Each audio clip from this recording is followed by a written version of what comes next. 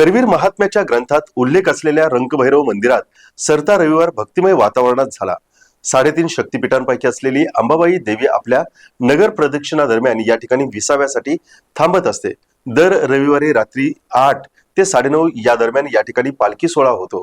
पूर्वापार प्रथेप्रमाणे पावसाळा सुरू होण्याच्या पार्श्वभूमीवर सरता रविवार या मंदिर परिसरात उत्साहाने साजरा झाला।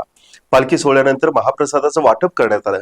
यानंतर पालखी सोहळा हा ज्योतिबा देवस्थानाप्रमाणे नवरात्रीतील ललित पंचमीच्या दिवशी पूर्व सुरू होईल। या संदर्भात मंदिराचे पारंपरिक वारसदार राहुल जाधव यांनी टीव्ही नेक्स्ट मराठीशी बोलताना माहिती दिली। कोल्हापुरातील एक प्रमुख देवतेपैकी एक होता रंकभैरव मंदिरमध्ये आता आपण उभा आहोत सगळे। आणि आज हा रविवार म्हणजे शेवटचा पालखीचा शेवटचा रविवार, म्हणजे याला सरता रविवार असं संबोधलं जातं। तर ज्योतिबाच्या मंदिराप्रमाणे जसं पूर्वंपार चालत आलेली प्रथेप्रमाणे आज ह्याही मंदिराची पालखी आज शेवट झाली। आता ही पुनश्च पालखी चालू होणार ही दसऱ्यामध्ये 5व्या माळेला म्हणजे ललित पंचमीला।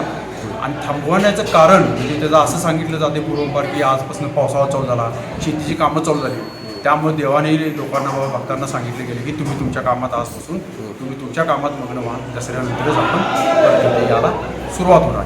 तोपर्यंत दर रविवारी 8 वाजता आरती ही सुरू राहील, पण पालखी मात्र 5व्या माळेला ललित पंचमीला सुरू होणार। दख्खनला ज्योतिबा असेल, रंकभैरव असेल, प्रत्येक ग्रामदैवतांमध्ये ही परंपरा असेल। हा, ही पूर्वंपार म्हणजे शेकडो वर्षाची परंपरा आहे। आजपासून हा सरता रविवार समजला जाणार आणि पालखी आजपासून थांबणार, ते आता पंचमीला चालू होणार ललित पंचमीला। तुमचं नाव नाही सर? मी राहुल जाधव जप्तर मुलूक। हे मंदिर खाजगी आहे आणि खाजगी आमच्या मालकीचं स्वमालकीचं आहे आणि आमचा कुलस्वामी सुद्धा हा रंकभैरव।